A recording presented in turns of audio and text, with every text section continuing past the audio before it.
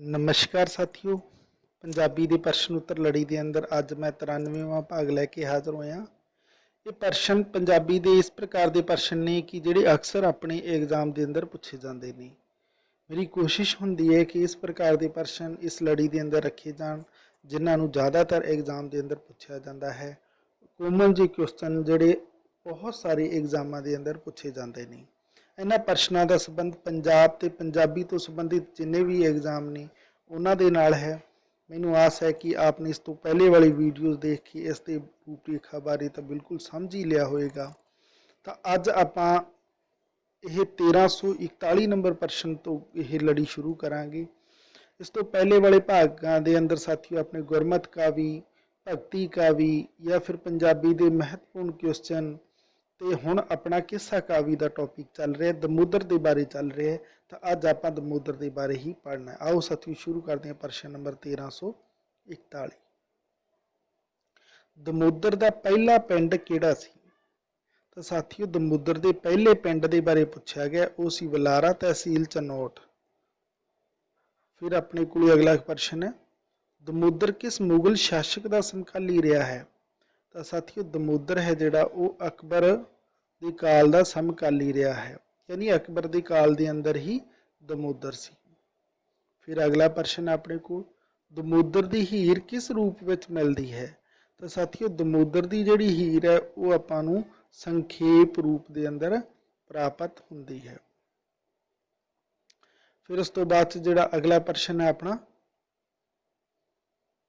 प्रश्न नंबर 1334 आ जाता है, 44 आ जाता है अपने को। 44 है साथियों, 34 नहीं है। दमोदर ने किस्सा हीर पूरा करने का समा किहड़ा दस्या है? तो साथियों दमोदर ने अपने किस्से च हीर का किस्सा पूरा करने का जिहड़ा समा दस्या है वो है 1472 ईस्वी का। उन्हें ये गल कही है कि 1472 च मैं किस्सा पूरा किया। फिर इस तो बाद 1345 है प्रश्न नंबर, दमोदर की हीर का किहड़ा छंद है? ये प्रश्न तो बहुत एग्जामों के अंदर पूछा गया। तो साथियों दमोदर की हीर का छंद है दवैया, यानी दमोदर ने दवैया छंद के अंदर हीर लिखी। फिर किस्से तो संबंधित दमोदर की हीर तो संबंधित कुछ शब्द ने इत्थे। अगला प्रश्न है 1346, हीर के पिता का की नाम सी? बहुत ही सरल है साथियों, चूचक हीर के पिता का नाम है जो किस्से के अंदर आता है। फिर अगला प्रश्न जो 1347 नंबर है अपने को, रांझे का पिंड किहड़ा है? तो हुण इत्थे रांझे का पिंड पूछा गया है साथियों। तो रांझे का पिंड है जिहड़ा तख्त हज़ारा है। हुण जो तख्त हज़ारा की गल आ जाती है तो साथियों यह पाकिस्तान पंजाब के अंदर रह गया जिहड़ा पिंड है तख्त हज़ारा, तो उसकी गल की गई है। क्योंकि एक तो ज़्यादा पिंड इक्को नाम के होंगे ने, इसलिए ये गल कहनी जरूरी है।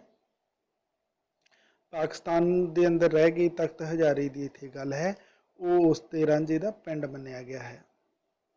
फिर जो अगला प्रश्न है साथियों अपने को प्रश्न नंबर 1348 आ गया, दमोदर द्वारा अपने किस्से विच अखी डिठा कहना किहड़ी जुगत है? यानी दमोदर ने अपने किस्से च ये गल कही है कि अखी डिठा किस्सा किया, तो ये किहड़ी तरीका है? तो यह है साथियों विसाह सिरजन की। विसाह यानी भरोसा बनाना, यानी लोगों को यकीन हो जाए कि उन्हें यह घटना अपनी अखां नाल देखी है, तो विसाह सिरजन की यह योग्यता असीं कह सकते हैं। फिर जो अगला प्रश्न अपने को, दमोदर ने किस्सा हीर विच इश्क मिजाजी तो इश्क हकीकी किवें बनाया? इत्थे दो वर्ड ने साथियों, इश्क मिजाजी जिहदे अंदर प्रीत कथावां आ जांदियां ने, प्यार वाले किस्से आ जांदे ने।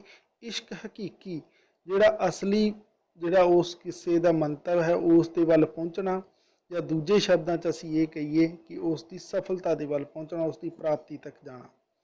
हुण इत्थे जिहड़ी गल कही है उस सूत्र नूं देखांगे, किस्से दे अंत विच हीर रांझे नूं मक्के वल जांदिआं दिखा के, यानी दमोदर ने अपनी हीर दे अंदर जिथे हीर ते रांझे की पहला प्रेम कथा नूं बयान किया, उत्थे ही किस्से दे अंत दे अंदर दमोदर ने उन्हां नूं मक्के दे वल रवाना करके सुखांतक किस्से का रूप दिता, ते जिस नूं आपां इह कहांगे कि इश्क हकीकी तक उसका सफ़र बनिया।